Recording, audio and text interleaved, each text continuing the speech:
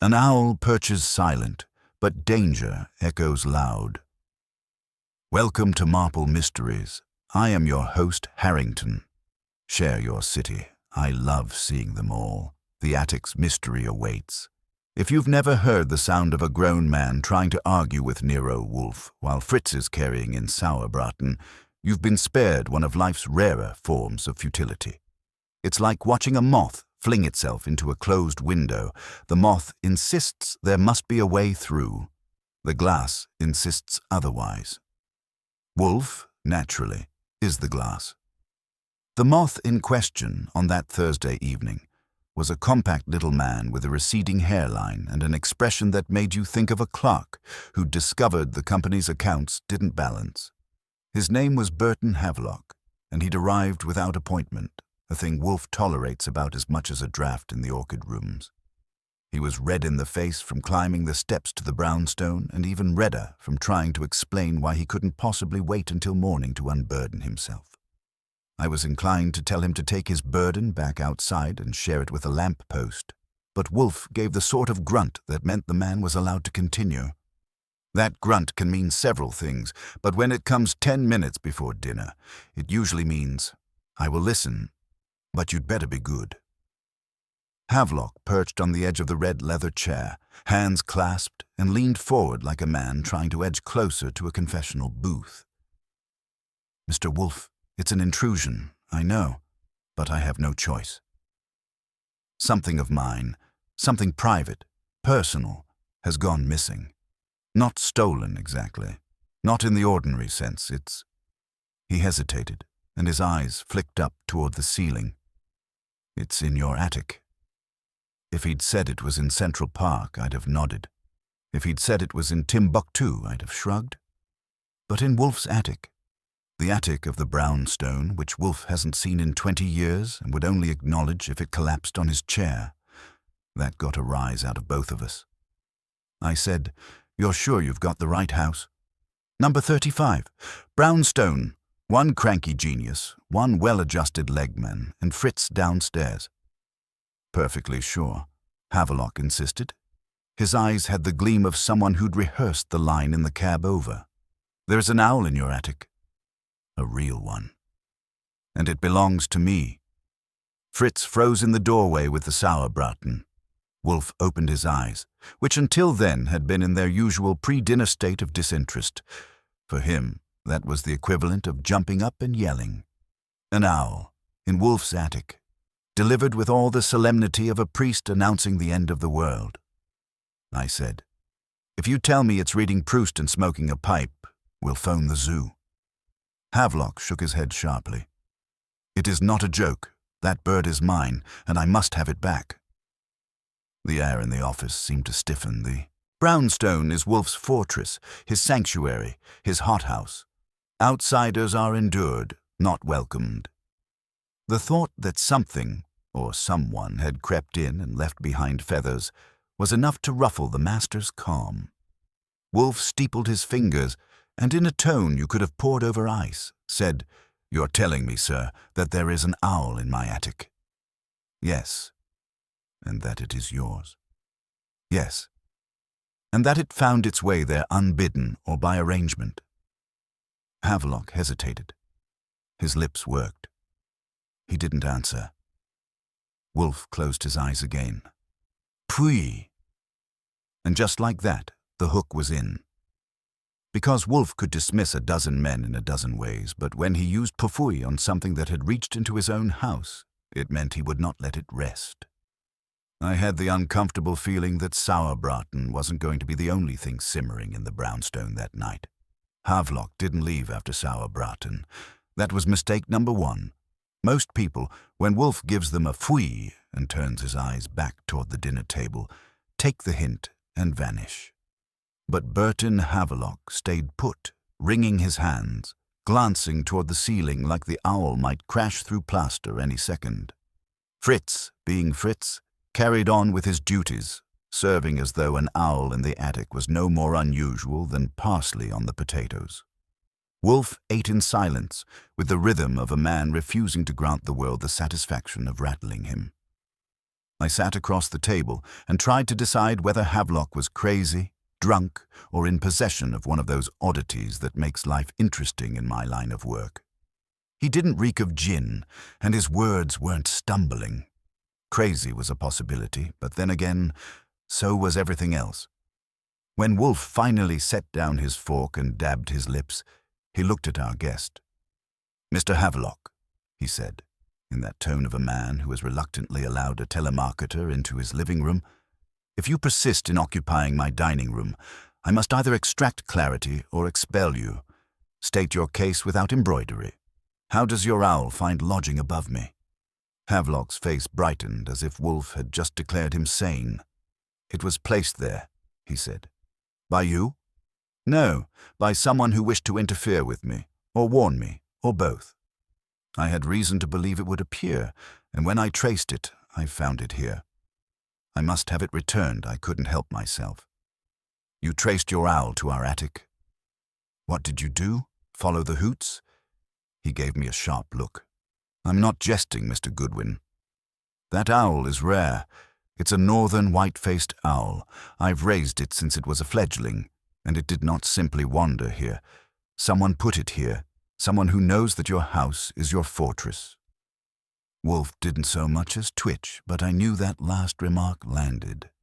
If there was one thing Wolfe prized more than orchids and beer, it was the sanctity of his brownstone. The notion that an outsider had crept past our walls and hidden a living thing above his head was intolerable. "Sir," Wolfe said finally, "an owl is not a letter slipped under the door. It is a bird, not an object. Who are these someones who send owls into attics?" Havelock clasped his hands tighter. "People I do not wish to name. Yet. But if you permit me, I can show you." I glanced at Wolfe. If he so much as hinted, I'd have marched our little moth right out the door. But Wolfe didn't say it. Instead, he closed his eyes, leaned back, and breathed through his nose. That was mistake number 2. It meant he was interested. After dinner, I escorted Havelock to the office. Wolfe settled into his chair, the one that had molded itself to him over the years. The desk lamp glowed. The room smelled faintly of orchid fertilizer drifting from upstairs, and Havelock perched again on the edge of the red chair like a man determined not to settle in. "All right," I told him. "You've got about 10 minutes before the boss calls the Humane Society." "Where's this owl exactly?" "In the attic, at the rear. I heard it last night when I came near the property. You were hanging around outside." His cheeks reddened. I had reason. I followed the sound. I know my bird's call. Wolfe made a noise that might have been a laugh, though it sounded more like indigestion. "Archie," he said, "ascertain." I blinked at him. "You want me to climb into the attic and look for an owl?" "Yes." It wasn't often Wolfe asked me to do something so undignified, but I had to admit, curiosity had me too. So I fetched a flashlight, climbed up the back stairs, and hauled the ladder into place. The attic smelled like dust, cedar, and insulation. I swept the beam across rafters and boxes, and then I heard it. A low, deliberate hoot. I'll admit, it sent a chill up my back. I swung the light and caught a pair of eyes glowing orange, wide, unblinking, fixed on me from a beam. The bird was real. Small, pale-faced, feathers tight against its body. It shifted once and blinked slowly. "Hello, sweetheart," I muttered. "You picked the wrong house." I backed down, closed the hatch, and returned to the office. He's right. There's an owl, small, white-faced, and staring like it wants to own stock in the place. Havelock nodded with satisfaction, as though the universe had just vindicated him. Wolfe's brows lowered, the closest he ever comes to showing alarm. "This is intolerable," Wolfe said. "An intruder has breached my house with a bird." Havelock leaned forward. "Do you see, Mr. Wolfe? They're mocking you. They're mocking me. That owl was placed to send a message." "What message?" Wolfe asked. "That I'm not safe. That they can reach me anywhere." "Who, Mr. Havelock?" Wolfe's voice dropped. He didn't raise it. He didn't need to. It had the weight of stone. Havelock hesitated. Then he said, "My partners. Former partners. We had a venture, a delicate one involving imports, not all above board. They want something from me. I would rather not say what unless I must. But the owl, they know I care for it. They placed it here so that I would know they can invade even the strongest walls." I whistled softly. "So this is less about feathers and more about threats." "Yes." Wolfe drummed his fingers once on the arm of his chair. "Why me?" "Because," Havelock said, "you are the only one who cannot be invaded. If they dared to breach your sanctuary, it means they are desperate. If you expose them, I will be safe." There was silence. Wolfe leaned back, closed his eyes again. For him, that was equivalent to pacing the floor. Havelock sat rigid, waiting for judgment. I sat with my notebook, not writing, just watching the scene settle. Finally, Wolfe spoke. "Mr. Havelock, you are a fool. To consort with brigands, then to bring their quarrel to my door is folly. But since the trespass has occurred, I will not dismiss it. Archie, you will attend Mr. Havelock tomorrow morning. Discover the nature of his venture and the identities of his companions. I will not tolerate shadows flitting through my attic." Havelock sagged with relief, as if he'd just won a reprieve from a firing squad. Wolfe closed his eyes again, dismissing him. I escorted him out, promising nothing except that I'd be in touch. When I came back, Wolfe was already reaching for a burr. "Archie," he murmured, "fetch Saul. Tomorrow we will see how far owls can fly when men carry them." I could feel it then. The brownstone had been disturbed, and Wolfe would not let it rest. The case had begun. Saul came over that night like a ghost with a hat brim. He didn't ask why I'd rung him after dinner. He just stood in Wolfe's office, hands in coat pockets, and took it in while I gave him the short version. An owl in our attic, a client with former partners who liked symbolic gestures, and a promise of a morning escort. He asked one question. "You saw the bird?" And when I said yes, he nodded once as if the case had passed a basic sanity check. Wolfe gave him the parameters in 5 words. No capers. Names, links, leverage. Saul said, "I'll be around," and vaporized. I got 5 hours of what could pass for sleep and showed at 9 with Havelock tapping both shoes in our front room like he was auditioning for a nervous orchestra. He hadn't improved with daylight. He wore the same earnest worry and a tie knot that had surrendered at the second loop. We went out to my car and took Lexington down, swinging east to a block that specialized in brick that had seen better paint and fences that had learned about rust the hard way. Havelock's building was a 3-story with a vestibule that smelled of boiled cabbage and 2 old newspapers. His apartment was on the 2nd floor. Inside, he changed registers. What the hall lacked, the living room made up for in obsession. Framed photographs of small owls in big trees, a shelf of monographs with Latin titles, and a cage the size of a small closet with the door open and a blanket folded neatly on top. "You're fond," I said. "I breed," he corrected gently. "Breed and train. Not for circus work, for conservation, study, and—" He paused. "Occasionally private clients who admire unusual species. Legally, Mr. Goodwin. I have permits. Until recently, I had partners who helped with import channels and quarantine. Then we quarreled about money or pride. Both, he admitted, and about a shipment that never should have been arranged." He went to the sideboard and brought a folder. He didn't hand it over immediately. He laid a hand on it the way you might keep a dog from bolting. "Before I show you this, I need your assurance that Mr. Wolfe will handle this with discretion."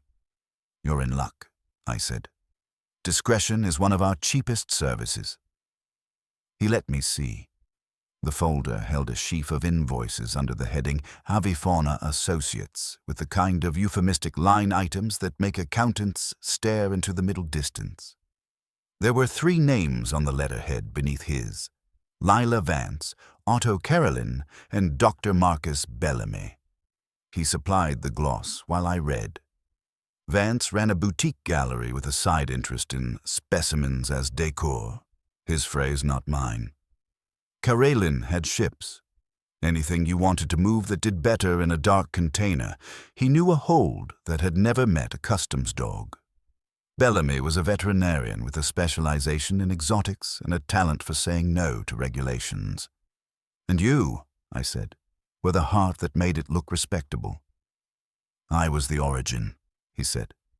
I know the birds. I can raise them. But I drew a line. Lila and Otto and Marcus nudged at it until they shoved. There was a shipment 6 months ago, 3 African owls and 2 falcons declared as handmade lambs. Marcus signed off on the quarantine with a forged city seal. He swallowed. I told them that was the end. I withdrew. Did they let you? Not gracefully. They asked for access to my stock. They said I owed them for sunk costs. When I refused, an inspection notice appeared at my door. Anonymous complaint. It didn't stick, my papers were clean, but it told me where the wind was blowing. Then last week the owl vanished from this room. He gestured to the cage. She's called Alba. I found a scrap of this on the floor. He handed me a rectangle of stiff paper, no bigger than a shot glass.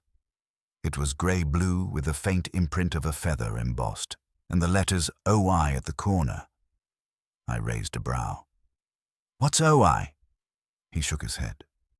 I don't know. But that scrap was under the perch, and last night I heard her call near your house. You didn't think to call the police and tell them I lost a licensed owl that had flown to a detective's attic while my former partners run a boutique smuggling ring. No, he had me there. I slid the folder back. All right. Names, faces, addresses. I'll start with the woman who likes decor. People who turn animals into accessories usually hire their conscience from a temp agency. She's at Vance and Vitrine on East 57th. She will smile at you as though you're a painting she's about to hang crooked. And Carolyn? Pier offices on the Hudson. 15th Street. He owns a tug company as his public face. And Bellamy. A practice on the west side. He also consults for a private zoo upstate I called Wolfe from Havelock's phone because it was there, and his line can take my voice at all hours. I gave him the roster. He grunted at Vance and hummed at Carolyn. When I told him about the embossed scrap with OI, he said, Archie. Note. Have Saul determine whether OI appears on any consular seals, private clubs, or maritime associations. Also, take care not to parade our interest before Miss Vance. Such women do not forgive being made to feel provincial. He hung up before I could ask whether to pick up saffron on the way home. Vance and Vitrine had a window that tried to make you forget it was February by displaying blues and whites and silvers that looked cold even indoors. A bell chimed when I entered, the sort of bell that assures you it costs money. The woman who floated from behind a lacquered partition had black hair like an ink spill and a dress that could have paid a year of my rent if it learned to manage a checkbook. She gave me the smile Havelock promised. You're late, she said. For January. I like to make an entrance, I told her. Archie Goodwin. I'm looking for something that hoots. Her smile didn't falter. It sharpened. We don't sell novelties, Mr. Goodwin. We don't buy them either, Miss Vance, I said, but one was delivered. You know Burton Havelock. She let the name sit between us like a coaster. We collaborate occasionally. Is Burton well? Better than his owl, which was abducted. We'd like it back. She tilted her head as if consulting an invisible camera. A lost pet is a sorrow, but we are not a kennel. You're right, I said. You're an accessory. Avifauna. Associates ring any bells on your register? The name suggests feathers, she murmured. We sell light fixtures. If you are implying a connection, she stepped closer. I would advise you to enjoy the window display and leave. This is not a conversation that suits a retail environment. I let my glance slide to a back door with a keyhole that had seen fresh metal. Where does that go? To storage, she said. Chairs, not owls. Good. I dislike droppings on upholstery. I left her with that and a card, Desertoir. Didn't touch it. It hung in the air an inch from her fingers, which is a neat trick if you can manage it. Carolyn's pier offices smelled like diesel and damp promises.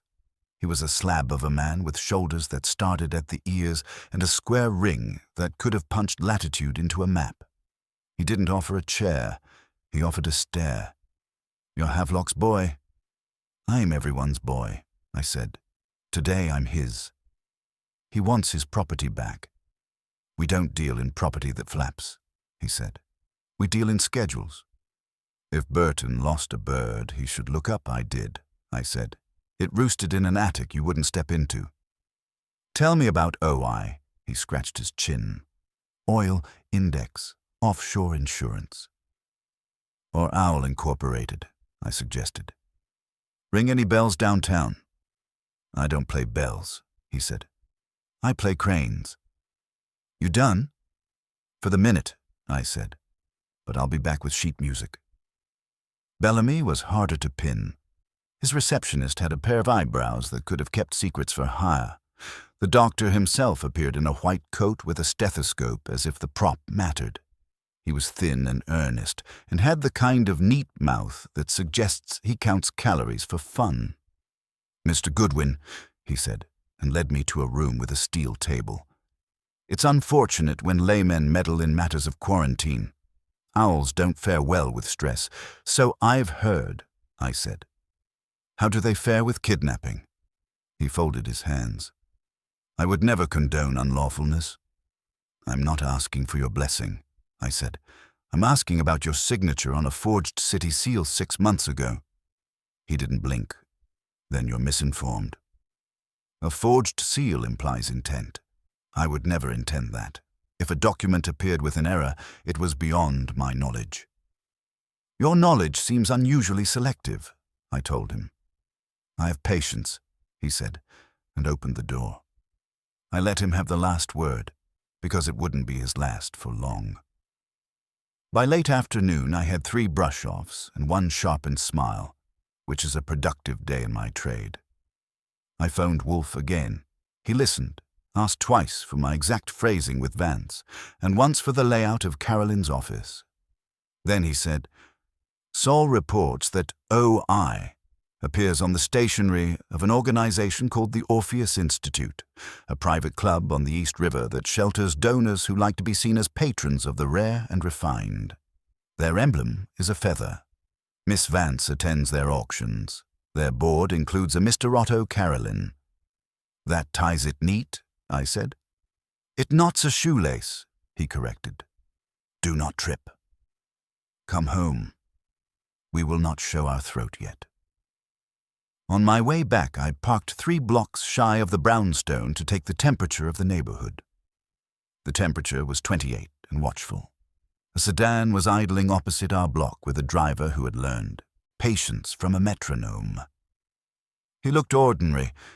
He looked too ordinary. I gave him a good glance in the rear view. He gave me none at all. When I let myself into the stoop, I didn't turn my head. I felt the stare slide off my back like sleet. Inside, the house breathed its familiar warmth, and then, very faintly, as if to remind me the case was not out there but in here, I heard a soft, deliberate hoot from above the ceiling. Wolfe didn't look up when I entered his office. He didn't have to. The house had told him the same thing. Wolfe didn't ask what I'd seen outside. He told me. A man in a sedan, he said, waiting not for us in particular, but for an event he supposes we will precipitate. You looked? He didn't. He is paid to be a margin, not a headline. He lifted his eyes at last. Report. I gave him Vance's sharpened smile, Carolyn's crane music, and Bellamy's clean coat over a dirty conscience. When I got to the Orpheus Institute and the feathered emblem, his lids dropped as if he were storing it with the orchids. An enclave for the ostentatiously rare, he murmured. Patrons who prefer a whiff of criminality to the full stench. They will not come here unless summoned, and if summoned, they will pose. That is an advantage. Saul, I asked.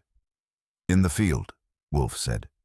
He will take the plate of your sedan's stoic and see how far the number can be stretched before it snaps.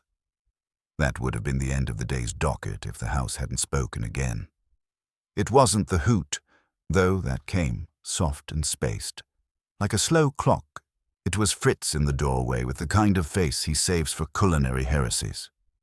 "Excuse me, Mr. Wolfe," he said, and his accent thickened under stress, "but the spice jars have been touched." Wolfe's head turned. "Not far. Just enough." "Explain." "In the rack for paprika and pimenton," Fritz said. "The order is changed." "I am not careless." Wolfe's gaze slid to me. "Go." I went.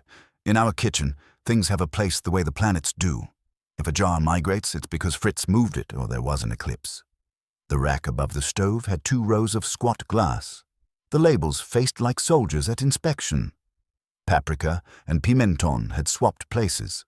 The dust halo on the shelf said so, and a faint smudge of something burnt red clung where a hasty hand had brushed.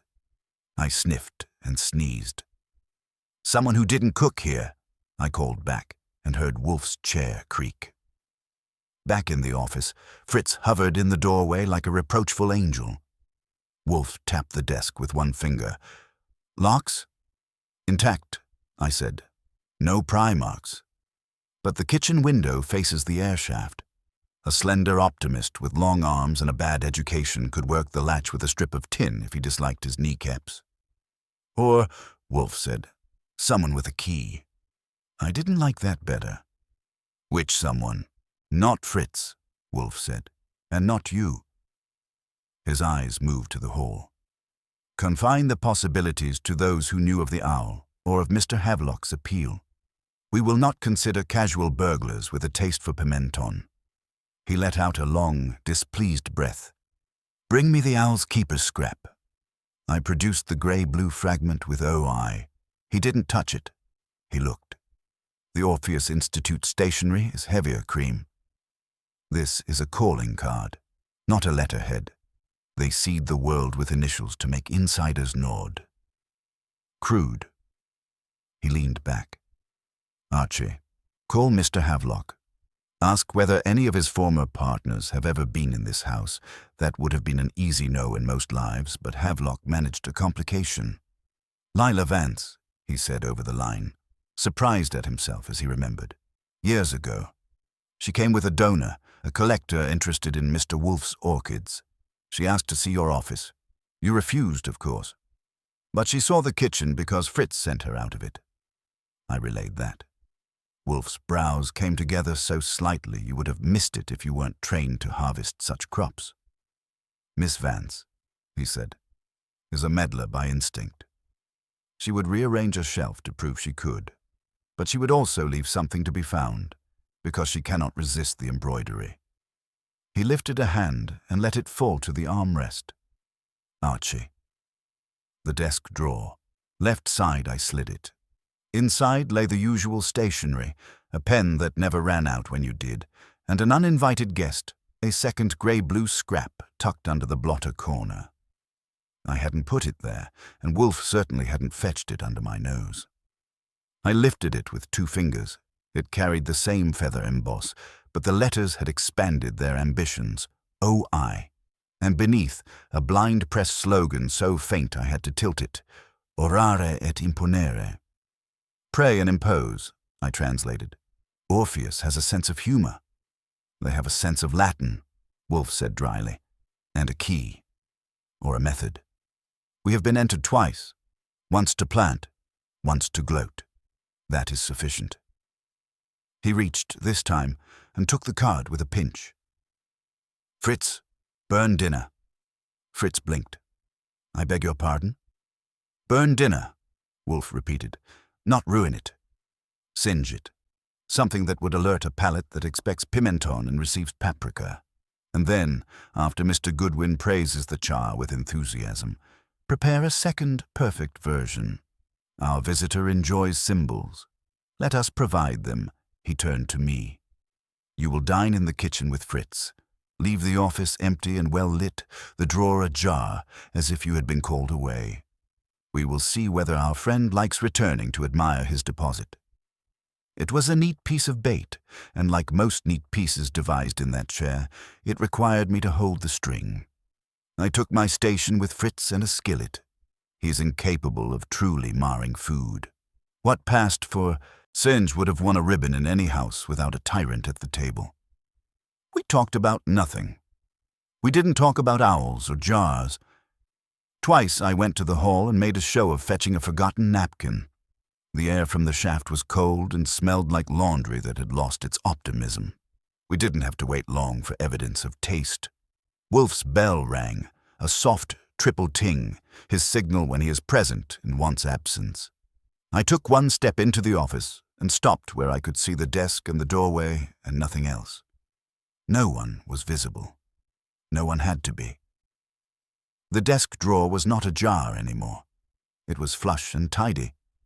Under the blotter, a corner lifted that had lain flat 10 minutes before. I crossed fast and slid the blotter.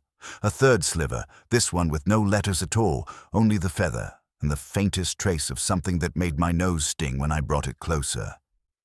Chemical, not kitchen. I set it down. He wants applause, I said. He will get none, Wolfe said from his chair. He had not moved, but his eyes were awake in a way I do not like unless it is directed at someone else. That, he pointed, smells of ether. Mr. Bellamy's clinic stocks it. Miss Vance supplies the card. Mr. Bellamy supplies the solvent to blur fingerprints. Mr. Carolyn supplies the man who does not look while he watches. He tipped his head. We owe Mr. Havelock a service and ourselves a purge. Archie, listen, I listened. The house said nothing for a moment. Then the owl upstairs spoke once, twice. The second call overlapped an echo that wasn't echo, an imitation, just off true. Somebody in the air shaft had decided to tease. I was at the kitchen window in 4 strides. Down the shaft, 2 floors below, a shadow peeled back from the brick. It didn't look up. It moved as if it had done this before, sliding along the sill with a hand on a pipe and a body that knew its angles. Then it ghosted into a neighbor's window and was gone. I didn't chase. Wolfe wouldn't have thanked me, and my neck wouldn't have either. I came back and reported. He nodded once. Saul, he said, already dialing, a man who negotiates air shafts at 8:15 in the evening from our line to the next, smelling faintly of ether, with a glove that touches spice jars. Find him where he returns to ground. If he is Carolyn's, he drinks near the river. If he is Vance's, he sips where mirrors are a majority. He hung up and stared at the card. We will require more than the 3 of them, he said softly, to make a tableau that compels confession, but we have their club, their motto, and their bad habit. Tomorrow we will send a note on Mr. Havelock's behalf to the Orpheus Institute. We will phrase it so that innocence would not recognize itself and guilt would itch. Meanwhile, Archie, bring Mr. Havelock's folder here. I want the invoices under my eye, and see that the attic hatch is latched with a new screw. Tonight, I will not have Alba conscripted again. If you'd told me that day would end with me buying screws at a corner hardware while composing a letter to a club of feathered sinners, I'd have said it sounded right on schedule. When I came back with the folder and the hardware, Fritz had redeemed dinner with a second act that would have made a bishop doubt Lent. Wolfe ate, frowned, and allowed that paprika had regained its throne. He didn't mention the owl. He didn't have to. Upstairs, the house had gone quiet, the way a room does when it waits to see what the man in the big chair will do next. Morning in the brownstone is a set piece with 3 players. Fritz humming low in the kitchen, me filing the previous day into a narrative Wolfe can use, and Wolfe upstairs with the orchids pretending the world doesn't exist from 9 to 11. The world, for its part, tries not to. I spent 9:30 to 10:30 combing Havelock's invoices at the big desk while the boss communed with Catilius, flagging the ones that had the same hand in two different inks, and the ones where Bellamy's initials appeared in the margin like an afterthought. When Wolfe came down, I had them in a neat stack with a blue slip noting stupidities, which is his preferred taxonomy for forgery. He didn't look at the invoices first. He looked at the 3 scraps and the empty space in the drawer where I'd found the third one. He let his gaze rest there as if the absence might confess. Only then did he take the top invoice, grunt, and set it aside. "The letter," he said. "We will address it to the Orpheus Institute's Curator of Acquisitions." No names.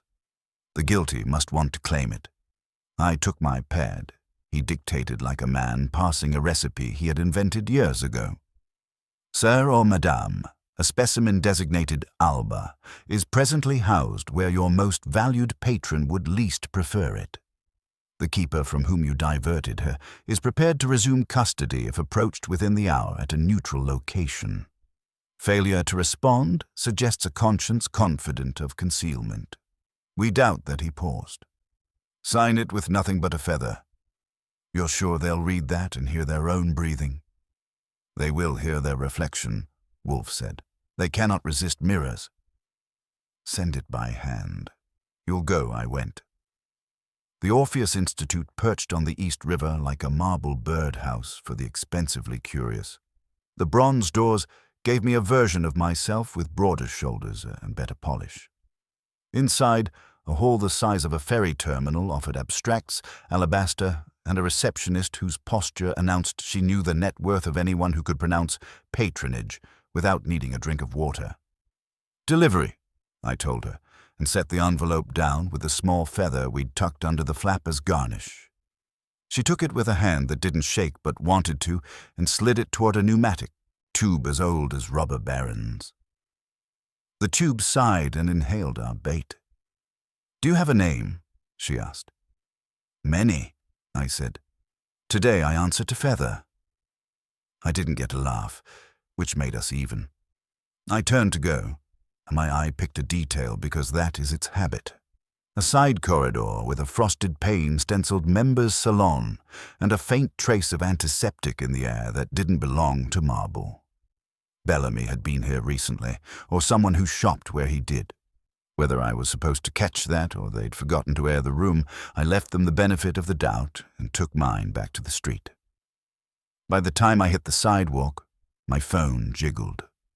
Saul, in a voice that could pass for a leaf blowing, said, "Your acrobat is called Leon Veer." Goes by Leo. Doc's rat who learned heights because his mother married a steeple. Carolyn pays him cash. Last night he went from your block to a bar on 12th. Where the mirrors are more numerous than the drinks.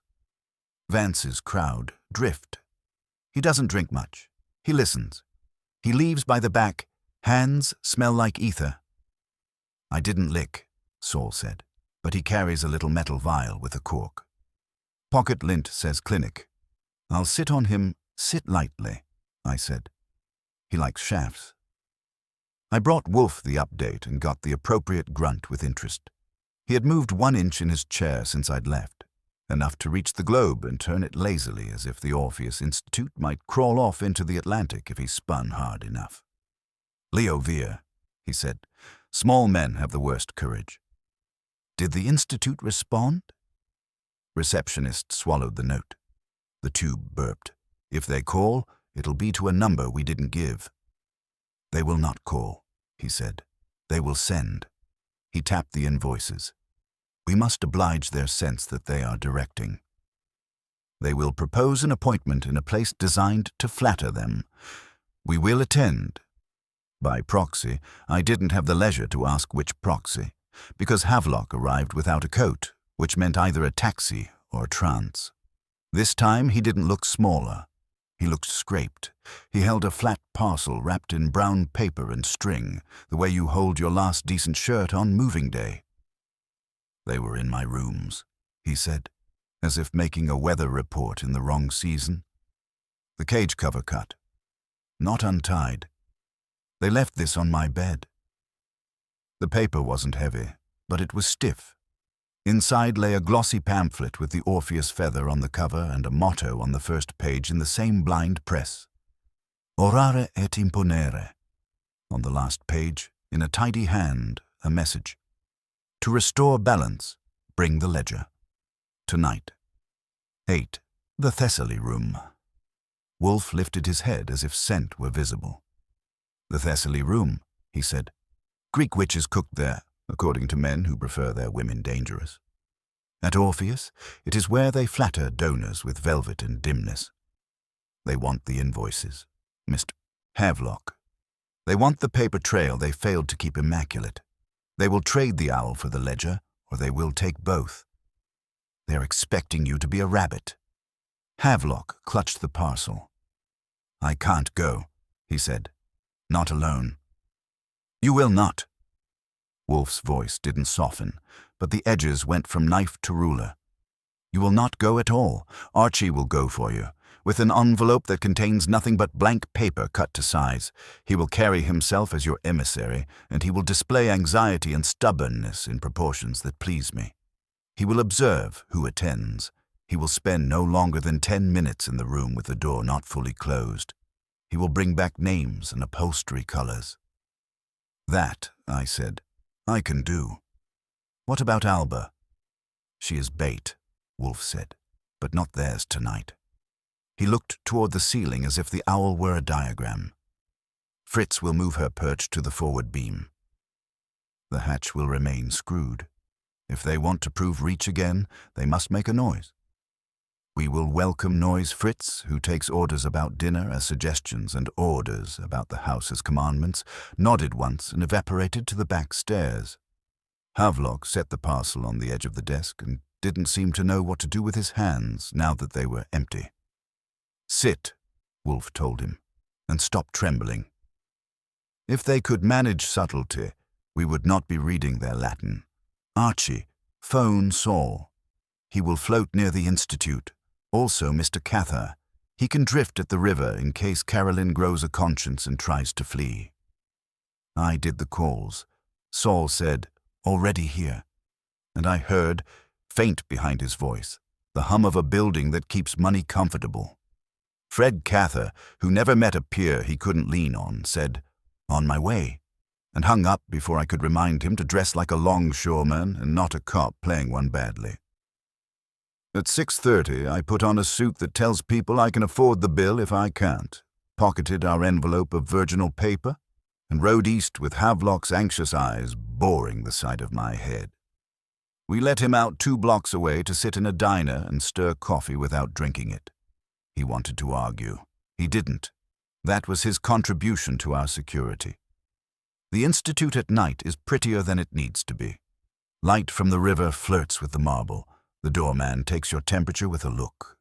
He slid me toward the salon with 2 fingers, and I slid myself toward the Thessaly Room with the same economy. Inside, they'd done it as advertised. Velvet, dim lamps, a long table with a runner, and a bronze bowl for sacrifice if you were the sort who brought one. There were 3 of them, which surprised me only in that I expected 2. Vance turned out in black, like a negative of an angel, Bellamy smelling faintly of the clinic and correct in a suit that wanted to be older money than it was, and a man I hadn't met who didn't need introduction. Orpheus had given itself a human throat.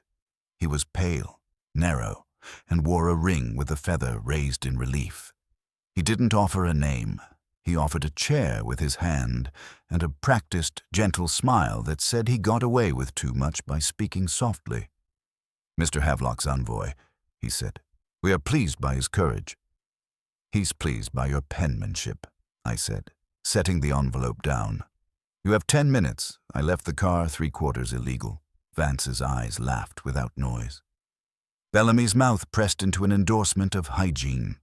The feathered ring rotated once on the pale man's finger, the way a snake might yawn.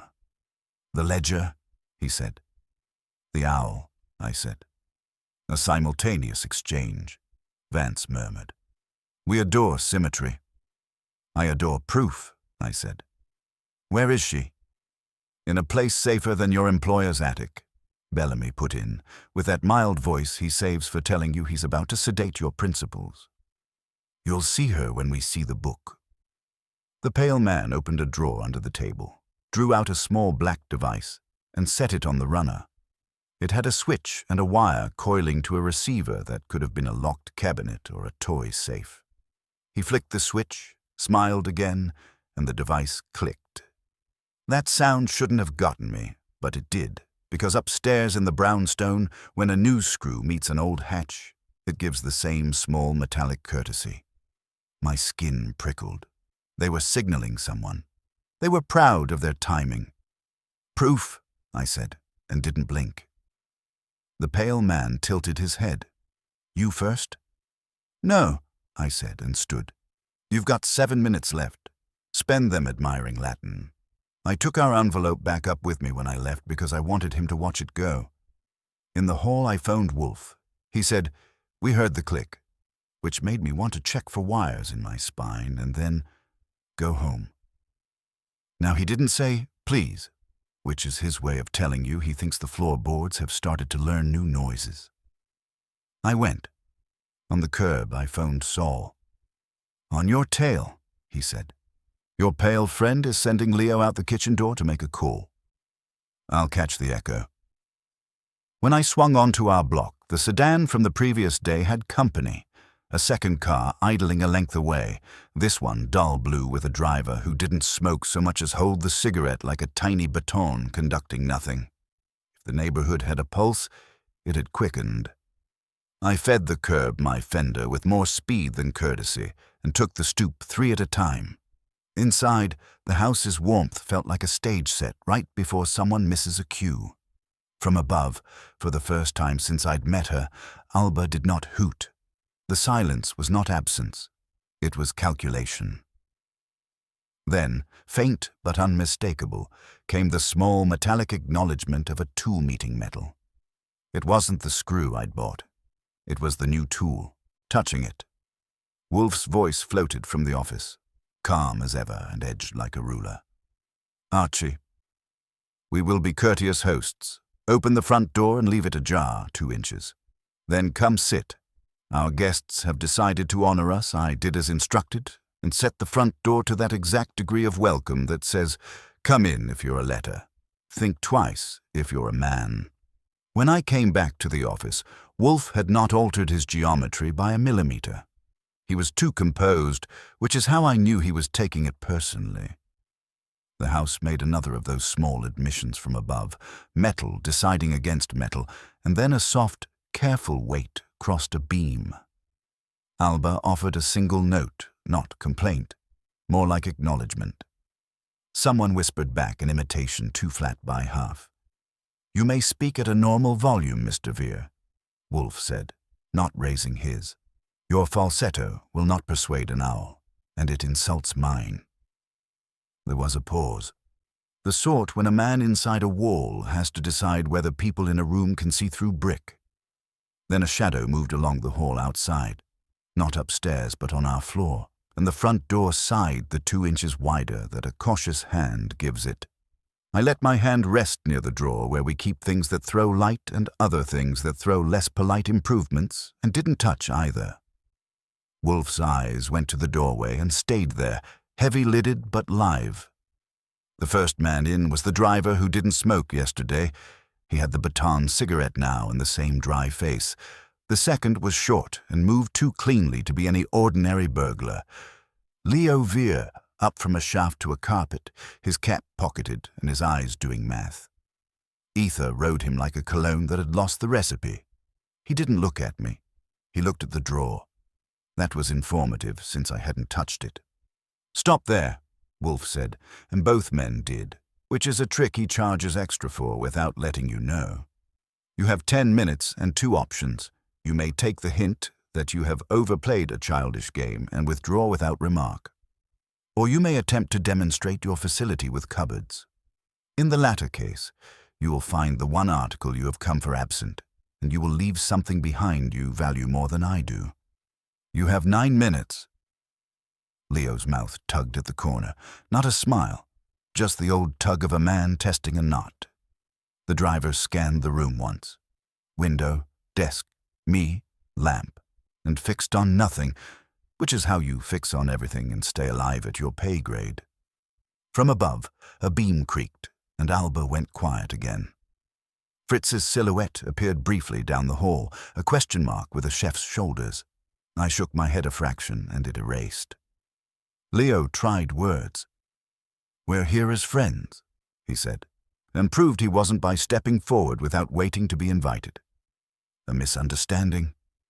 A gentleman's item fell where it shouldn't. "We tidy.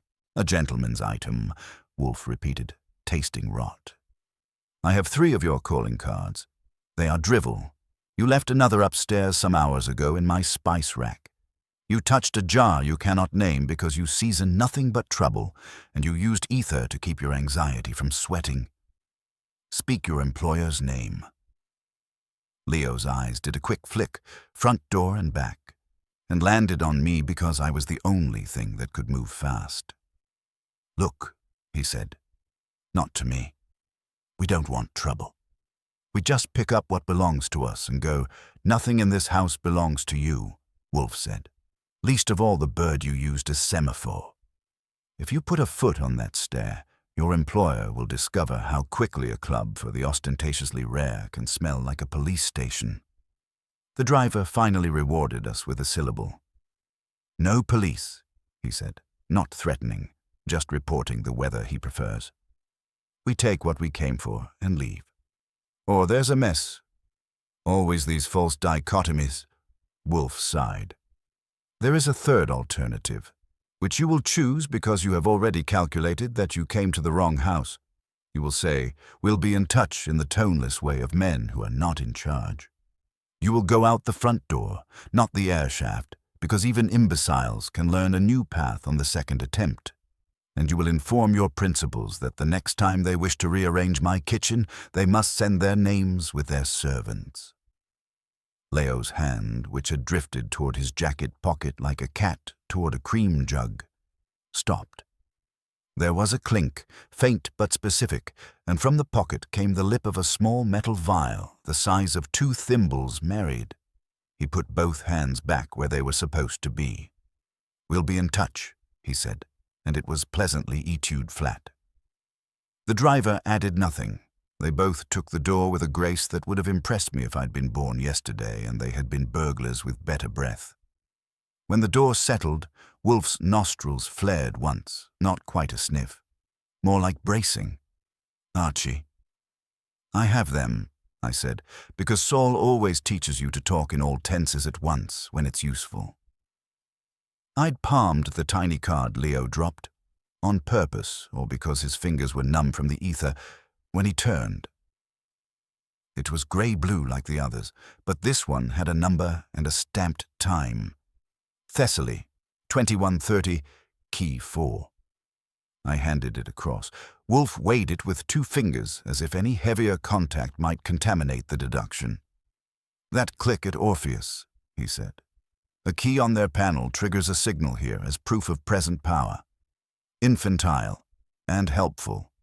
It fixes their habit to a schedule. They summoned Mr. Vere to prove to you, at the Institute, that they can move in my house in the same minute." He responded with competence and stupidity. "We will use both." It would have curled their hair to hear him classify them like spices. Useful, neutral, rancid. I went to the window, lifted a slat, and saw the sedan first, the driver with the conductor's cigarette already backing, knowing when to vacate a note. A block down, Saul's hat brim etched the top of a bus stop ad, unmoving. The blue, dull car rolled off like a tired fact being erased. My phone trilled before I could confirm, and Saul murmured, "They're going to the river. Carolyn's office is lit. Your acrobat will take the side stairs. I'll collect his shadow on the way out. Don't tap him," I said. "I want him cooperative, not concussed." "Your wants and mine are presently aligned," Saul said, and was street again. I told Wolfe. He nodded. "Mr. Vere will go to deliver his apology in tokens. This card will have a twin to exchange for payment. Carolyn will make noises at him because men of that size and dullness must squeeze something when a plan jostles. Miss Vance will preen in a mirror and send a message to the Institute's pale throat. Dr. Bellamy will sterilize a conscience he will never use. He shifted in his chair as if the room's angle had altered 1 degree. Now we advance. He didn't mean with feet. He meant with sentences. He dictated 2 notes and a call. The first note was to the Orpheus Institute, a reply from our anonymous feather. The ledger moves as the owl does, by silent routes. Your choice at 2300 hours. Show Alba alive to the keeper's envoy at the river, or expect a ledger in a prosecutor's hands by dawn. Bring no servants. Servants have butterfingers. The second was to Carolyn, and Wolfe used his name unabashedly. Mr. Carolyn, a man who relies on knots, should not send a climber who drops cards. Return the bird at 11, Pier 15, West Gate, to avert public arithmetic. The call was to Havelock, instructing him to remain in the diner with his coffee, to look pale and say nothing to anyone who sat without asking. He said yes, like a man practicing the word for the first time. "Fred?" I asked. "Already placed," Wolfe said. "He will be at the West Gate as driftwood." "And me?" "You will be at the east end of the pier at 10:50 with Mr. Cather, where you can see and not be seen. Saul will be loose to our south. If they bring the bird, you will confirm identity and take custody. If they bring bravado, you will collect language." He set the card down with a distaste that would have suited a fly on his plate. "They will try to astonish us." "We will yawn." The house upstairs answered with a small restless rustle, the kind you hear in theaters when an audience decides it trusts the ushers and not the playwright. I went up quietly to check the hatch and found Fritz had done as ordered and better. The new screw sat with a washer that would have humiliated a pick. On the beam, Alba stood narrowed and furious, all night and eyes. I offered her a syllable in praise of patience and got the barest tilt of the head, which is as far as you should expect to get with a lady who has been recommended as a bargaining chip. Back in the office, Wolfe had one arm up along the chair like a baron refusing to stand for fools. The 3 scraps lay in a line, the card from Leo apart, like the runt that will still grow teeth. "Archie," he said, "you will also tell Mr. Havelock to bring the brown paper parcel at 11:15 to the stoop, not before. You will take it from him without conversation and deliver it to me. If we must show a ledger to keep a bird alive, we will show a ledger that displays what I prefer, which is a ledger that tells the truth more loudly than they can lie," he said, eyes closed now. "And if they bring no owl, we will have taught them something of schedules. Men who live by appointments dislike learning. They can keep one and lose everything anyway." At 10:30, I was out the door and in the car with Fred for the slow slide west. The river had that heavy metal smell it gets when the wind is from the south and the water wants to remember factories.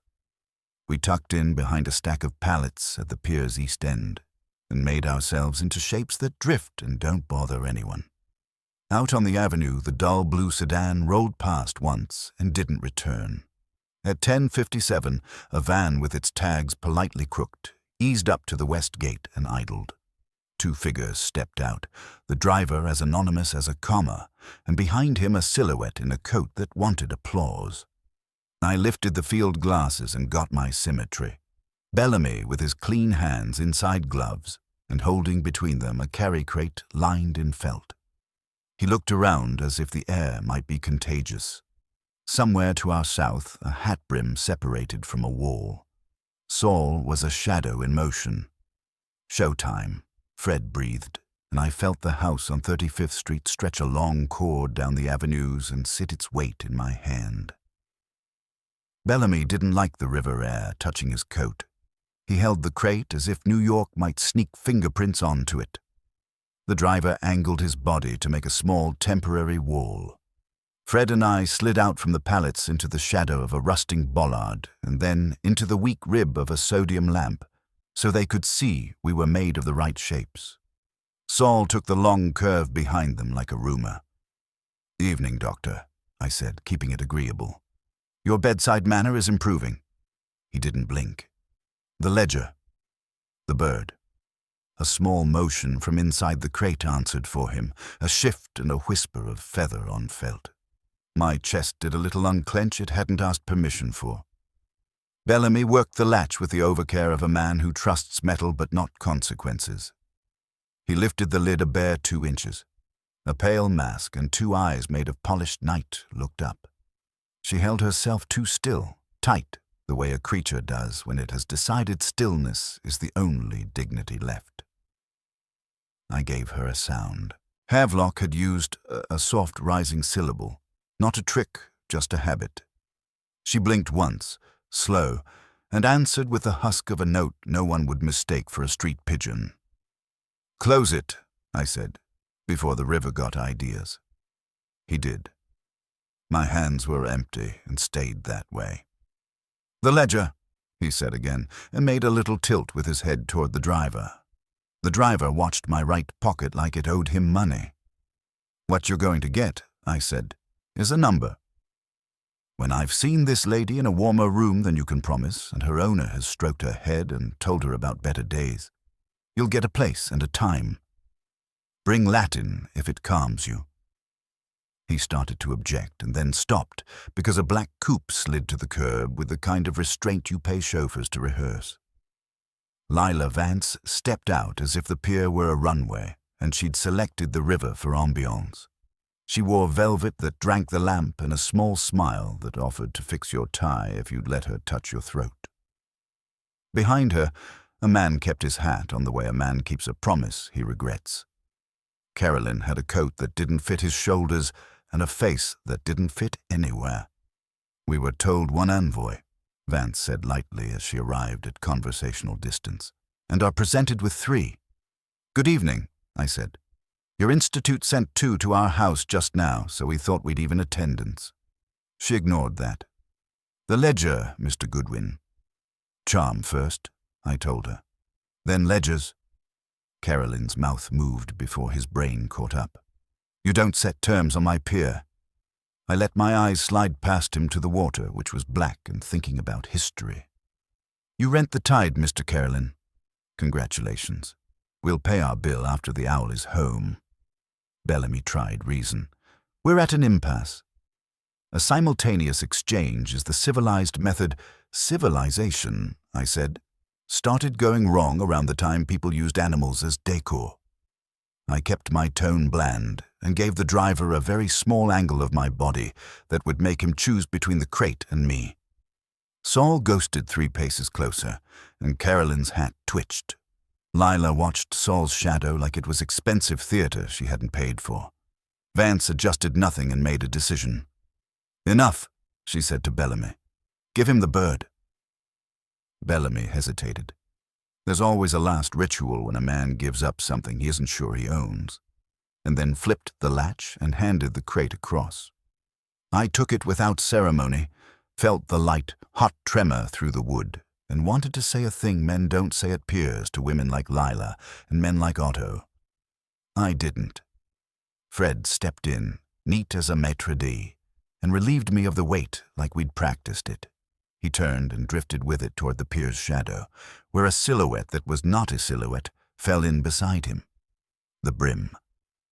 If you weren't counting, you'd think it was 2 men, not 3. My job was to keep the little stage lit, not the exit. The ledger, Bellamy said. Now. What you get now, I told him, is the knowledge that she lives, and that's more than your motto promised anybody. At 11:15 you'll receive an address. It will be quiet. You will come with nothing in your hands but wrists. If you bring more than wrists, you will leave with less. If you don't come, the ledger will arrive at a place that will keep it very safe and very busy. Caroline took a half step, the kind of step big men take to remind their muscles they still have careers. Saul's voice came from nobody, dry as newspaper. Otto, your man Leo is drinking in a room with 2 doors and 1 window. He's telling both doors how you pay. Stay where you are, and he continues to have a face. Carolyn didn't look for Saul. He looked at Lila. She gave him a tiny shake of the head that could have been a hairpin settling. He throttled his next syllable and saved it for later. "We'll expect the address," Vance said, as if we were confirming lunch. "We're prompt." "That would be a novelty," I said. "One more thing. You left your calling cards in our house. We prefer guests to use the bell." "We did," she said, and I didn't honor it with a grin. We peeled. Fred and Saul evaporated down the dark rib of the pier with the crate between them like a shared secret. I backed away facing the trio because I liked my back in one piece. When I reached the corner of the fence, I turned and gave my legs their assignment. On the avenue, I cut right and right again, not because I thought they'd tail me, but because men who leave in straight lines make other men's nights too easy. At the car, Fred slid the crate into the back with a gentleness he doesn't waste on glassware. Alba made that low wire of a sound again, more air than voice. We drove with everything soft, brakes, gears, breath.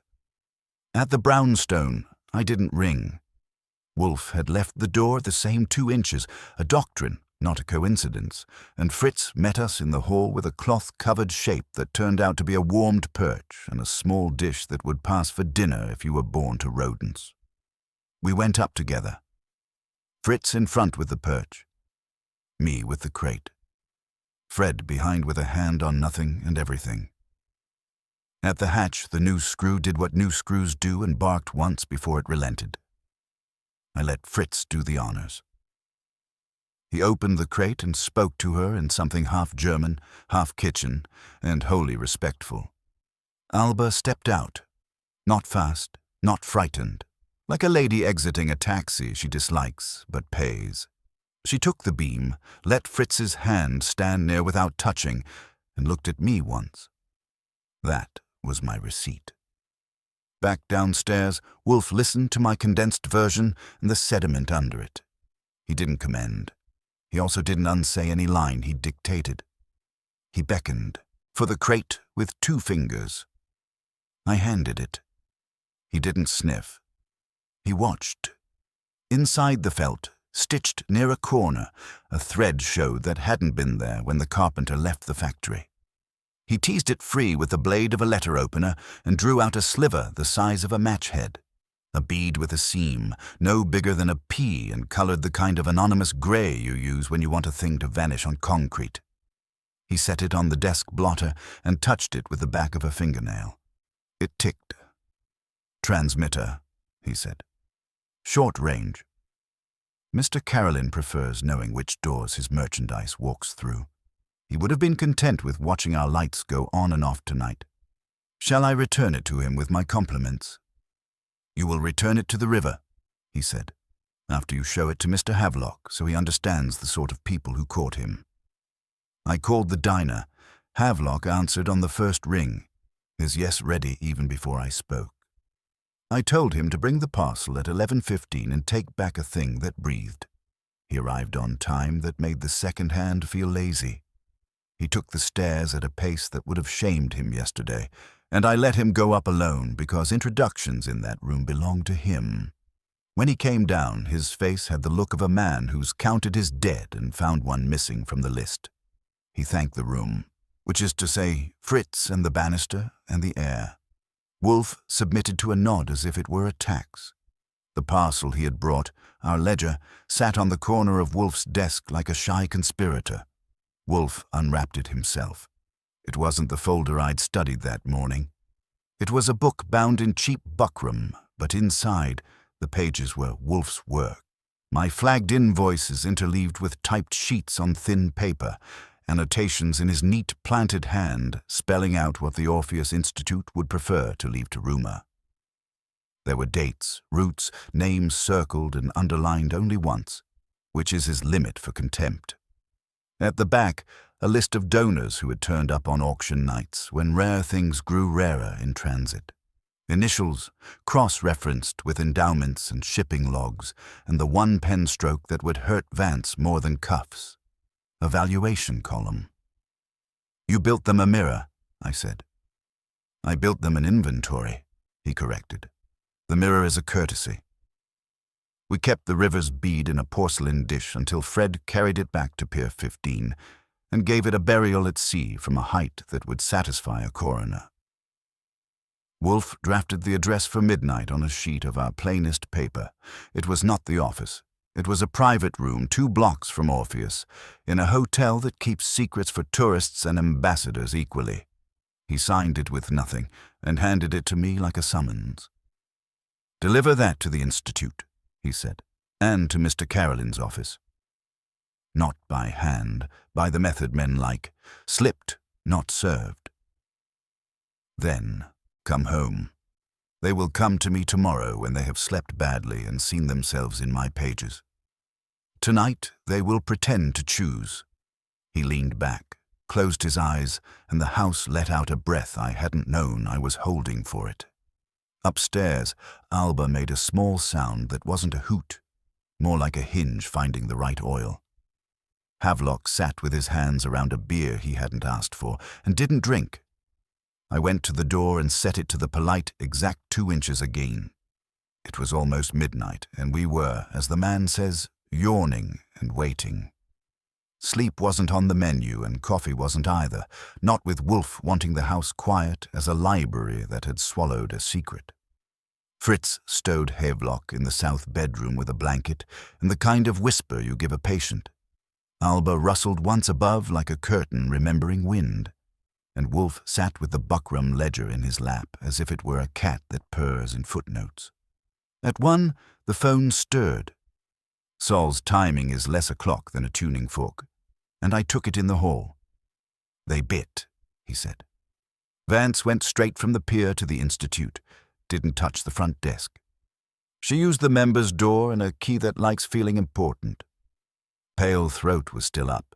They didn't speak names. They spoke nerves. Carolyn phoned twice from the river, once to the Institute and once to a number that belongs to a warehouse on 11th with a wall that leaks rumors. "Any talk about the midnight room?" "They'll go," he said, "but not themselves. They'll send someone who wears a tie like a leash. I'll have ears outside the hotel. Leo? Back at the bar with 2 bruises he didn't earn from me. If you want him tomorrow, he will be wanting to be wanted." I relayed to Wolfe. His eyes opened and closed once, a nod economized. "Good," he said. "Our quarry prefers proxies. We will advance them to principals by dawn." He let me have 5 hours' worth of bed and took none. At 9, the orchids had him until 11, which is to say the world had a window to behave. It didn't. Fred called from the hotel at 10, with a summary that could have been a sermon on human predictability. A junior solicitor from a respectable firm, tie knotted by fear, had arrived with a leather folio and the face of a man carrying someone else's soul. He had asked for a Mr. Feather. He had been shown an empty chair and a note on hotel stationery that read, "Your clients will appreciate punctuality at 35. Noon. By 11:30, the brownstone smelled like coffee and defiance. Wolfe came down from the orchids looking like a bishop who had forgiven no sins but arranged the service anyway. He took his chair and dictated 3 more items. A short note to the Institute's board secretary, informing them that an inventory of recent acquisitions with valuations will be discussed at noon at my address, attendance strongly advised. A similar summons to Carolyn's office, phrased as if the river had decided to subpoena him, and a polite request to Dr. Bellamy for clarification regarding municipal seals and ethical anesthesia, which is the closest I've seen Wolfe come to humor before lunch. I carried the envelopes into the city with a face that said messenger, not emissary, and returned by a route that kept me from forming long-term attachments to any one avenue. When I came back, Saul was in the red chair with his hat brim resting on his knee like a domesticated raven. He said, "The secretary at Orpheus took your note like poison she intended to share. Carolyn's man opened yours and didn't blink because he's forgotten how." Bellamy shaved his conscience, I asked. "His jaw," Saul said, "but it bled." At 11:57, the doorbell offered a modest single chime, which is how the expensive enter when they hope it will be counted as humility. I opened to Vance in a suit the color of money leaving a room, and the pale man who had pretended to be a voice yesterday, now wearing the ring as if it ought to introduce him by itself. Behind them, not yet on the stoop but on the sidewalk, a car idled that I recognized from last night by the way it chose its exhaust. Carellin didn't climb stairs he hadn't bought. He sent his shoulders ahead of him in men with shorter legs. The one he sent this time was Leo, cleaned and in a jacket that had borrowed class. "Punctual," I said, and let them pass the threshold because Wolfe likes his catches indoors when he decides to tell them they're fish. Wolfe didn't rise, naturally. He let the room fill its places. Vance on the far diagonal where she could be a portrait, pale throat to her right as if he were the frame, Leo near the door like a coat on a hook, and Saul a shade in the background you wouldn't notice unless you'd met him before your luck ran out. Fritz stood at the hinge of the hall, the kind of solid you only notice if you shake it and lose. "Miss Vance," Wolfe said, pronouncing the S as if it were a soft accusation. "Mr." He let the pause unfurl like a ribbon across the pale man's shoes. "Eldritch," the man supplied, and I half believed him for the fun of it. "Secretary to the Board of Orpheus." "Of course you are," Wolfe said. And Mr. Vere, recalled to his original occupation, being seen. Vance took it without flinch. "We are here at your invitation." "You are here," Wolfe said, "because you itch." He tapped the buckram book with a single finger. It is astonishing what a ledger can do to a conscience that has slept well.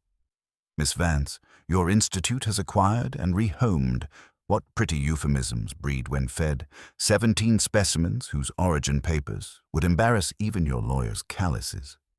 Mr. Eldritch, you have countersigned 2 auctions where the reserve price was set by the same hand that forged the quarantine seal. Mr. Carellin." He didn't look at Leo when he said it, which was a kindness Leo didn't deserve. "Has moved 5 shipments through Pier 15, of which 2 contained more life than declared.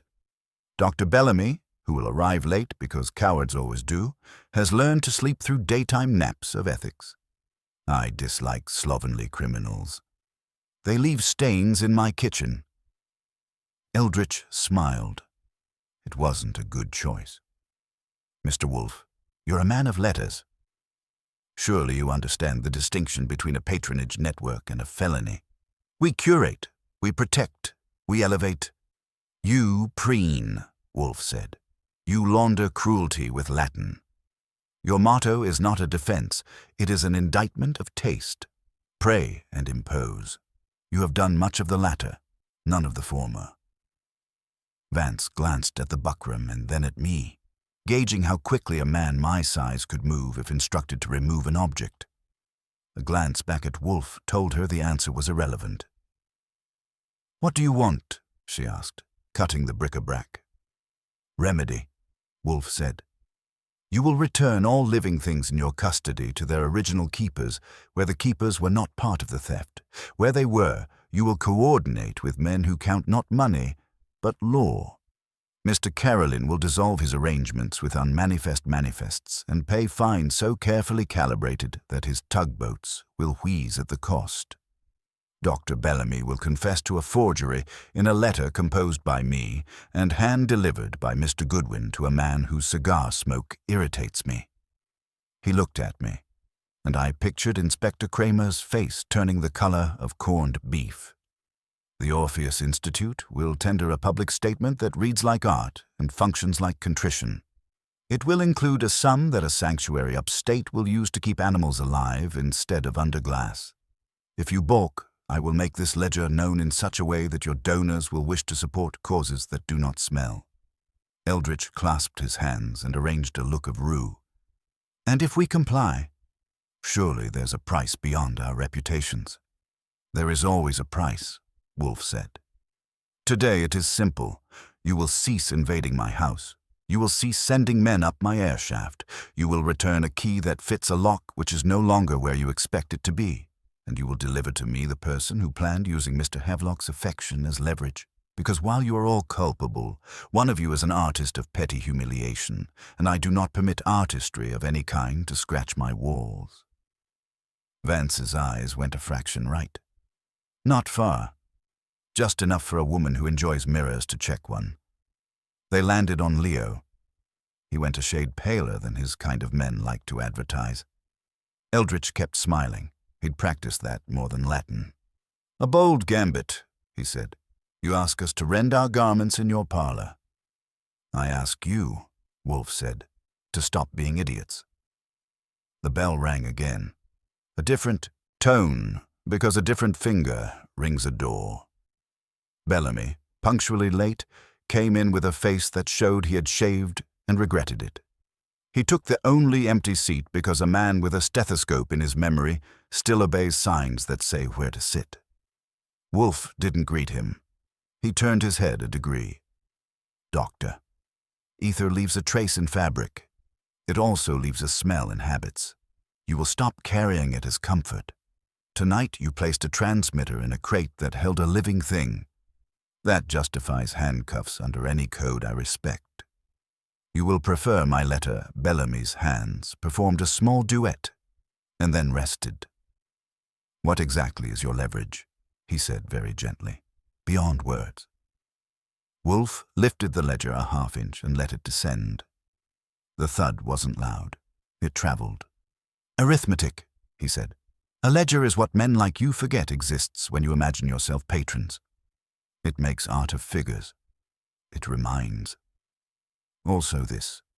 Inspector Cramer is susceptible to early lunches when I suggest them. Mr. Goodwin, that was my cue." I stepped to the doorway, and a minute later Cramer filled it with the smell of outdoors and a hat that turned the air truculent. He looked at Vance and did not tip. He looked at Eldritch and did not introduce. He looked at Bellamy and snorted. He looked at Leo and did the arithmetic Wolfe referred to. "What's this?" he said. "A salvage," Wolfe said. "Not a murder, Inspector." "Relax. Though there are corpses somewhere on a route Mr. Carolyn uses. We won't trouble you with them today. This is a matter of property and fraud, and a small trespass that will grow if not fed to you while it is young." Cramer eyed the ledger. "You giving me that?" "Portions," Wolfe said. "After Miss Vance and her secretary commit to returning things that breathe to hands that won't sell them. They will sign a statement of intent in your presence. Mr. Carolyn's agent will acknowledge a schedule of fines. Dr. Bellamy will dictate a confession I have prepared. If they do not, you may help yourself to the book and add your own arithmetic. I will not attend the arraignments. They bore me." The room did that quiet you only get when a group agrees to inhale at the same time. Vance broke it, not because she likes breaking, but because she dislikes math. "We will return what can be returned. We will fund what can be mended. We will sign your document." She gave Eldritch a look that translated into Latin as "write neatly." "As for the small artist who scratched your walls," she inclined her head at Leo, "he is Carolyn's. He did not act on my instruction." Leo opened his mouth and closed it again. You could see the thought form and die. Name an employer, earn a bruise. Carolyn's car idled 2 houses down, a lip of exhaust floating like a speech bubble no one wanted to read. Saul said, from his chair to no one in particular, "Leo." Say the name Wolfe didn't push, he didn't need to. The house had done its work. Alba's soft, dry note came from above like a punctuation mark nobody had ordered and everybody had to accept. Bellamy flinched. Eldritch blinked. Vance exhaled as if she had decided to be mortal for a day. Leo swallowed. "Carolyn," he said to the floor. "Otto told me where to go and how to go there. Cramer wrote it down with a pencil that takes no prisoners. Wolfe let the pencil make its sound, and then folded his hands. "Excellent," he said. "We proceed. Miss Vance, you will start by phoning your institute to prepare transport without secrecy. Doctor, you will call your clinic and tell them to inventory every vial.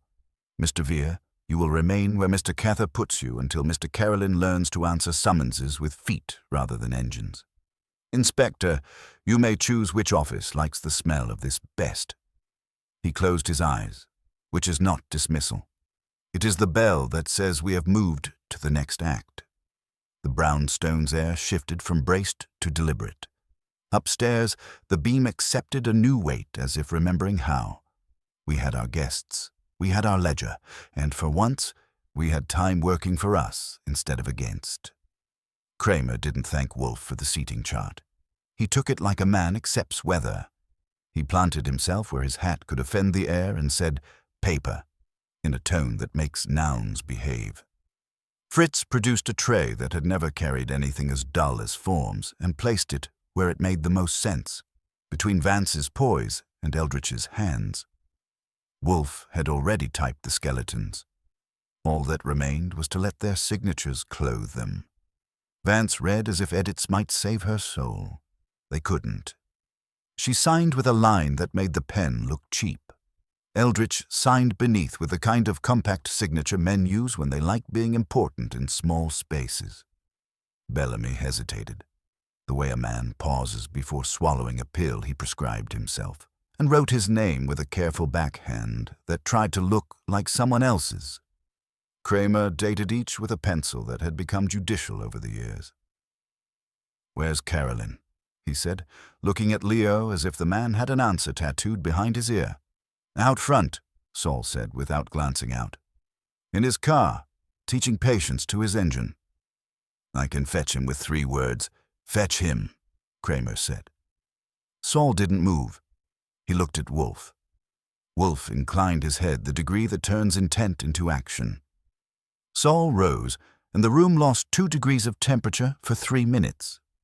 When he returned, Carolyn came with him, not shoved, not pulled, escorted like muscle being asked to sit politely. He took the doorway at an angle, scowled when his hat scraped the jamb, and stopped when the sight of Vance and Eldritch with paper in front of them made his body remember that other people sometimes set tables. "What's this?" he asked, and his voice did more work than the words. "You holding court?" "Hardly," Wolfe said, not bothering to open his eyes. "I avoid ceremony." "Sit, Mr. Carolyn. You will find your name in the 3rd paragraph of the 2nd document. If you sign it, your tugboats will be annoyed for a year and solvent for 2. If you do not, Inspector Cramer will introduce you to a clerk with less humor than I possess." Carolyn looked at Cramer, gauged the humor, and sat. He read, lips moving because the numbers weren't fluent in his head, and then signed with a stamp's efficiency. "You think a few scratches make a man clean," he muttered. "No," Wolfe said. "They make him visible." Eldritch waited until Carolyn finished and then chose to speak to Cramer instead of Wolfe, because there are men who think they can pick their judge. "Inspector, this is irregular. Private enforcement is dangerous. We came under duress." "You came because you were told to," Cramer said, not looking at him, "and because you care more about donors than dignity." "I'm not here to bless Mr. Wolfe. I'm here to watch you hang yourself by a better knot than you'd find alone." Eldritch's smile flattened. "If we comply, we expect discretion." "You'll get what the law allows," Cramer said. "If you want mercy, try church." The paper's done. Vance leaned back and let the smile return, thinner. "We have fulfilled terms." "The ledger, Mr. Wolfe." "You've fulfilled promises," Wolfe said. "There is a distinction. You will, within 48 hours, prove performance begins, a list of custody returns, receipts from sanctuaries, a schedule from Mr. Carolyn's office showing those fines counted and paid, Dr. Bellamy's letter delivered to Mr. Cramer, then portions of the ledger go where they are meant. For now, no, Vance studied him and understood he meant it. She also understood that pushing would bruise her, not him. "Very well," she said. "We will perform."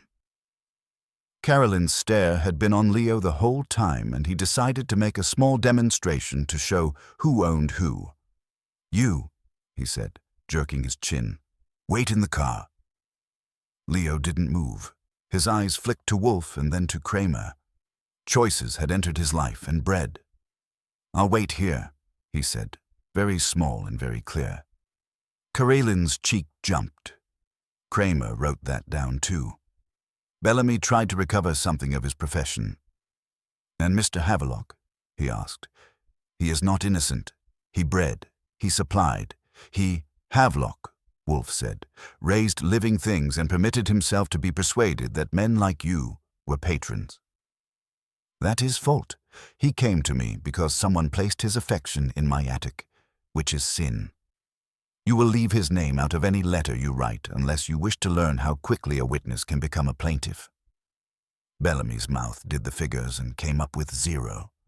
He nodded once. Fritz entered, not with beer. Wolfe wouldn't. Dilute a session with hops, but with a small tray and 4 short glasses. Water. He set it where no one would mistake it for hospitality. Vance took one and didn't drink.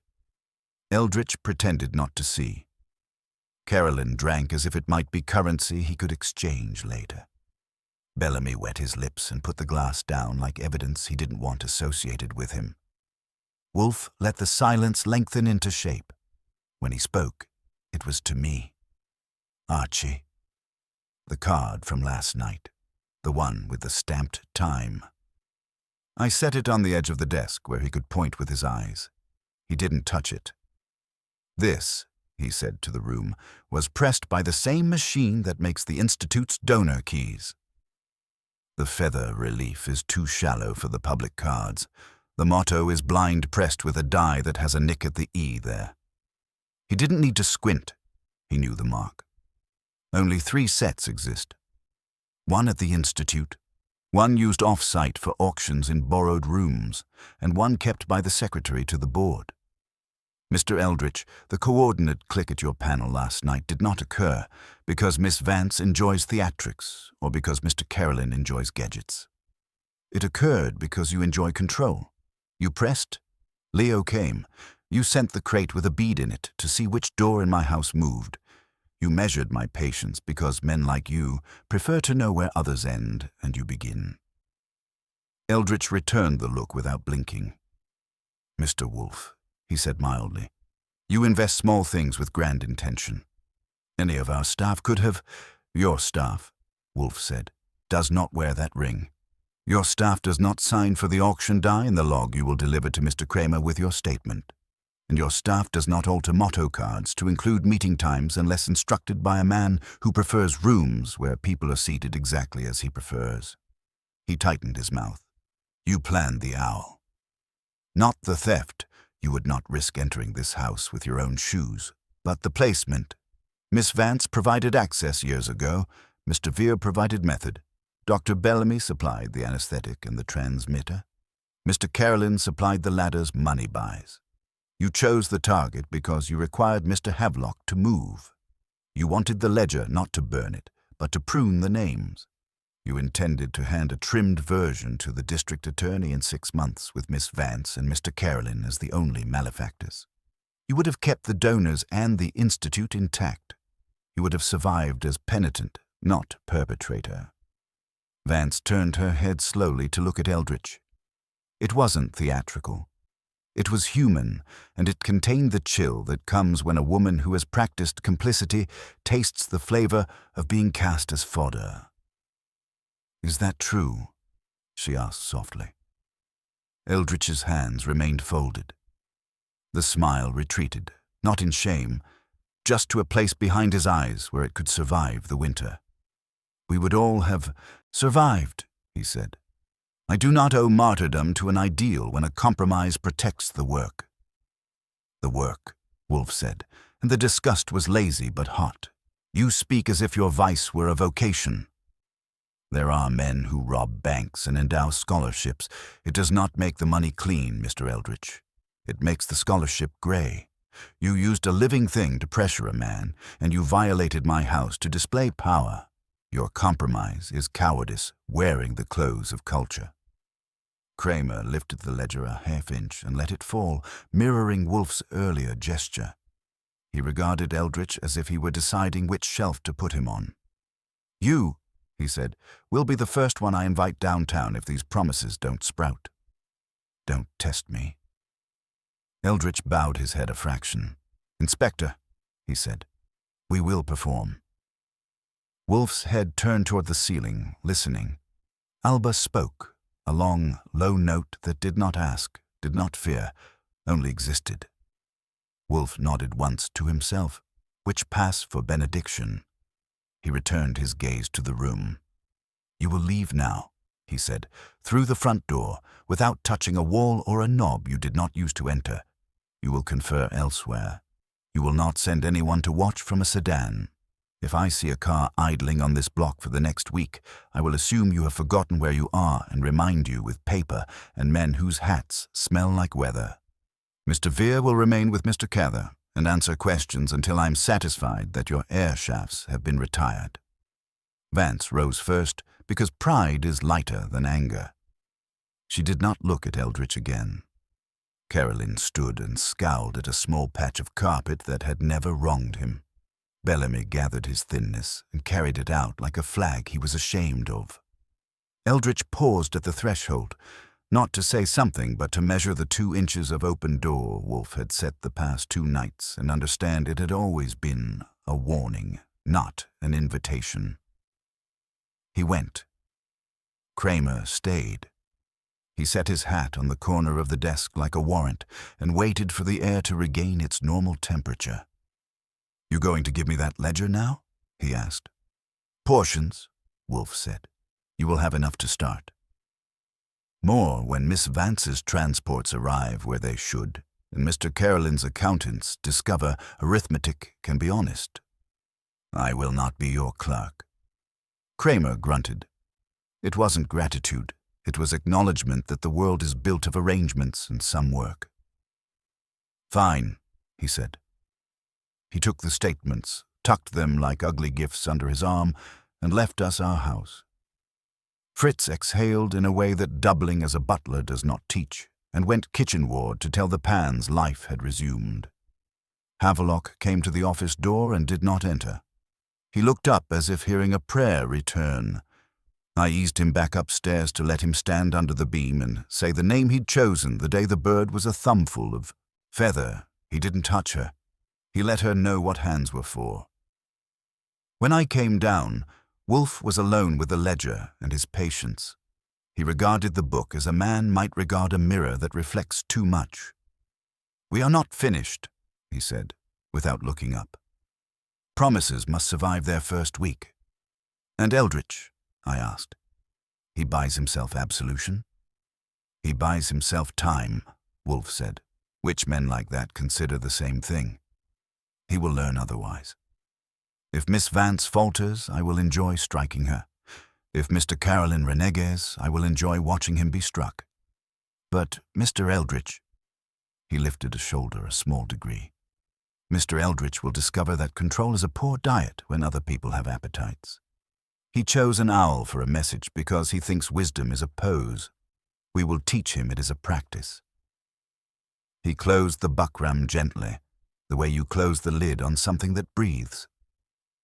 "Dinner," he said, as if that solved the human problem, and perhaps it does more often than the rest of us admit. From above, Alba made one last note that settled on the room like punctuation. Not a period. Something with a curve that promises the sentence isn't over yet. Havelock stayed in the south bedroom 2 more nights, though Wolfe had not invited him to stay at all. It was the owl that earned him the courtesy, not the man. By the 3rd morning he rose pale but steadier, thanked Fritz with the sincerity of a man who knows his appetite has been borrowed, and asked Wolfe whether he might collect Alba. Wolfe gave a grunt that meant yes, provided he didn't expect a bow on the package. I carried the crate upstairs, and Havelock coaxed her in with a whisper that carried years of practice. She went without fuss, one blink for farewell. He left the brownstone lighter, and the air in the house reset itself, as if a guest who had overstayed had been forgiven. But the ledger remained. Wolfe kept it close, sometimes propped on the stand by his chair while he listened to the radio, sometimes shut in the desk when he chose to nap. I asked him if he trusted Vance and her set to follow through. He opened his eyes just enough to be insulting. "I trust arithmetic," he said. "They have written obligations." "Cramer will verify receipts. That will suffice," Saul reported twice over the next week. One afternoon he slipped into the office and told us the Institute's transport vans had unloaded cages at a sanctuary upstate. Owls, falcons, even a miserable monkey that had survived their taste in patrons. Cramer confirmed the fines had started arriving in the city's books, each a figure that made Carolyn's shoulders sag. Bellamy's confession had been written in Wolfe's own words, with only the name signed differently. The law, it seemed, was satisfied. What it couldn't satisfy was Wolfe's sense of violation. On the 10th day, when I thought the case had settled into memory, Wolfe spoke as though continuing a conversation I had missed. "Mr. Eldritch imagines himself absolved. He imagines that by sacrificing the obvious sins, Carolyn's muscle, Vance's vanity, Bellamy's ink, he has protected the Institute's spine. That cannot be permitted." I asked what he proposed. He shut his eyes and steepled his fingers. He left me the courtesy of a motto. "Pray and impose." I will impose. And I will pray for his patience when he receives what I am sending. The next morning, Fritz delivered by hand a slim packet to Cramer, a chapter of the ledger prepared with Wolfe's precision, annotated to emphasize Eldritch's hand in approving shipments disguised as cultural loans. Enough to summon questions, not enough to exhaust the book. That was Wolfe's way of trimming arrogance, not a blow, but a steady grind of pressure. 3 days later, the paper ran a short column on irregularities at the Orpheus Institute. No names, only a hint of audits and a remark about board oversight. I showed it to Wolfe at lunch. He read it without moving his fork. "Eldritch will learn that survival is not the same as control," he said. "The lesson is slow, but it arrives." That night the house was quiet again. No sedans idled across the street. No ether smelled in the air shaft. The attic hatch was screwed fast, and the only sound above was the faint tick of wood cooling as the day ended. Wolfe took his chair, Fritz brought the beer, and I set my notebook aside. "You realize," I told him, "you've waged a whole war over one owl." His eyes opened a fraction. "Phooey." The owl was the excuse. The trespass was the war he drank. The beer hissed. I leaned back, watching the lamplight catch his bulk and the calm he wore like a fortress restored. He wasn't going to give me a sermon, but he gave me something near enough. "Men like Eldritch believe wisdom is a matter of performance," he said. "They quote Orpheus and keep ledgers they think no one else can read. But wisdom is not in posing as rare. It is in knowing when appetite is corrupt, when curiosity becomes cruelty. An owl in my attic is not only intrusion, it is symbol. They thought to mock me with it. Instead, it reminded me why we endure this city. To resist imposition. To answer deceit with clarity. I couldn't top that, so I didn't try. I only asked the practical."